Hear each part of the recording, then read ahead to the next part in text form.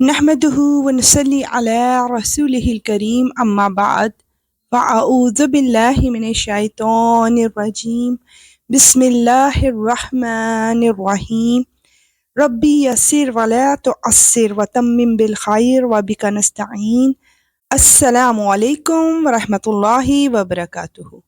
تو آئیے مل کر اللہ سبحانہ و تعالیٰ کے کلام سے رہنمائی حاصل کرنے کی کوشش کرتے ہیں انشاءاللہ۔ سورہ یونس کی آیت 98 میں ہم جانیں گے کہ کیا توبہ سے عذاب ٹل جاتا ہے؟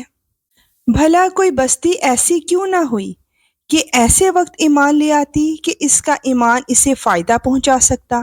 البتہ صرف یونس علیہ السلام کی قوم کے لوگ ایسے تھے۔ جب وہ ایمان لے آئے تو ہم نے دنیاوی زندگی میں رسوائی کا عذاب ان سے اٹھا لیا اور ان کو ایک مدت تک زندگی کا لطف اٹھانے دیا۔ سبحان اللہ۔ تو حضرت یونس علیہ السلام کی قوم کی مثال سے پتہ چلا کہ سچی توبہ کرنے سے اللہ سبحانہ و تعالیٰ عذاب کو ٹال دیتا ہے۔ آئیے دیکھتے ہیں آیت 99 to 100 میں کہ ایمان کس کی توفیق سے ملتا ہے۔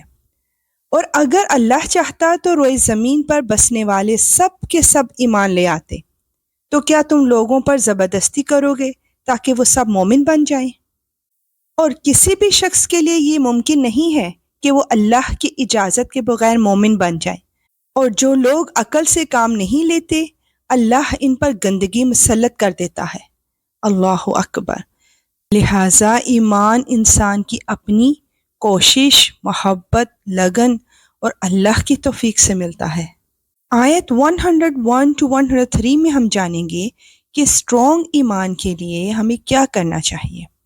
اے پیغمبر، ان سے کہو کہ ذرا نظر دوڑاؤ کہ آسمانوں اور زمین کیا کیا چیزیں ہیں، لیکن جن لوگوں کو ایمان لانا ہی نہیں ہے ان کے لیے زمین و آسمان میں پھیلی ہوئی نشانیاں اور آگاہ کرنے والے پیغمبر کچھ بھی کارآمد نہیں ہوتے۔ بھلا بتاؤ کہ یہ لوگ ایمان لانے کے لیے اس کے سوا کس بات کا انتظار کر رہے ہیں کہ اس طرح کے دن یہ بھی دیکھیں جس طرح ان سے پہلے کے لوگوں نے دیکھے تھے؟ کہہ دو کہ اچھا تم انتظار کرو، میں بھی تمہارے ساتھ منتظر ہوں۔ پھر جب عذاب آتا ہے تو ہم اپنے پیغمبروں کو اور جو لوگ ایمان لے آتے ہیں ان کو نجات دے دیتے ہیں۔ اسی طرح ہم نے یہ بات اپنے ذمے لے رکھی ہے کہ ہم تمام دوسرے مومنوں کو بھی نجات دیں۔ ایمان کی پختگی کے لیے ہمیں قرآن اور اللہ کی نشانیوں پر غور و فکر کرنا چاہیے۔ آیت 104 to 106 میں ہم جانیں گے کہ کیا حق اور باطل میں سمجھوتا ہو سکتا ہے؟ اے پیغمبر، ان سے کہو کہ اے لوگو، اگر تم میرے دین کے بارے میں کسی شک میں مبتلا ہو تو سن لو کہ تم اللہ کے سوا جن کی عبادت کرتے ہو میں ان کی عبادت نہیں کرتا، بلکہ میں اس اللہ کی عبادت کرتا ہوں جو تمہاری روح قبض کرتا ہے، اور مجھے یہ حکم دیا گیا ہے کہ میں مومنوں میں شامل رہوں، اور مجھ سے یہ کہا گیا ہے کہ اپنا رخ یکسوئی کے ساتھ اس دین کی طرف قائم رکھنا اور ہرگز ان لوگوں میں شامل نہ ہونا جو اللہ کے ساتھ کسی کو شریک مانتے ہیں، اور اللہ تعالیٰ کو چھوڑ کر کسی ایسے من گھڑت معبود کو نہ پکارنا جو تمہیں نہ کوئی فائدہ پہنچا سکتا ہے نہ کوئی نقصان۔ پھر بھی اگر تم بفرض محال ایسا کر بیٹھو تو تمہارا شمار بھی ظالموں میں ہوگا۔ اللہ اکبر۔ بے شک یا رب العالمین تیرے سوا کوئی عبادت کے لائق نہیں اور تو وحدہ لا شریک ہے۔ آیت 107 میں نبی کریم صلی اللہ علیہ وآلہ وسلم کی اللہ سبحانہ وتعالیٰ کے سامنے عاجزی کو بیان کیا جا رہا ہے۔ اور اگر تمہیں اللہ کوئی تکلیف پہنچا دے تو اس کے سوا کوئی نہیں ہے جو اسے دور کر دے، اور اگر وہ تمہیں کوئی بھلائی پہنچانے کا ارادہ کر لے تو کوئی نہیں ہے جو اس کے فضل کا رخ پھیر دے۔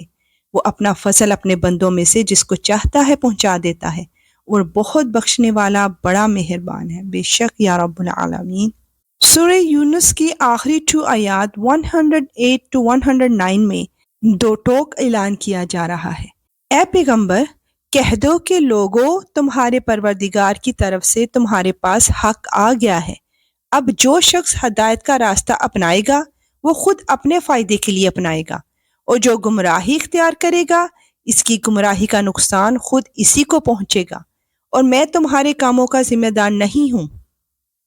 اور جو وحی تمہارے پاس بھیجی جا رہی ہے تم اس کی اتباع کرو اور صبر سے کام لو یہاں تک کہ اللہ کوئی فیصلہ کر دے اور وہ بہترین فیصلہ کرنے والا ہے۔ بے شک یا رب العالمین تیرا ہر فیصلہ بہترین ہے۔ یہاں الحمدللہ سورہ یونس کمپلیٹ ہوئی۔ اللہ سبحانہ و تعالی ہمیں اسے سمجھنے اور اس پر عمل کرنے کی بھی توفیق عطا فرمائے۔ آمین۔ انشاءاللہ ملیں گے نیکسٹ آیات کے ساتھ۔ اب اجازت، وآخر دعوانا ان الحمدللہ رب العالمین۔ سبحانک اللہم وبحمدک اشہد ان لا الہ الا انت استغفرک واتوب الیک۔ السلام علیکم ورحمۃ اللہ وبرکاتہ۔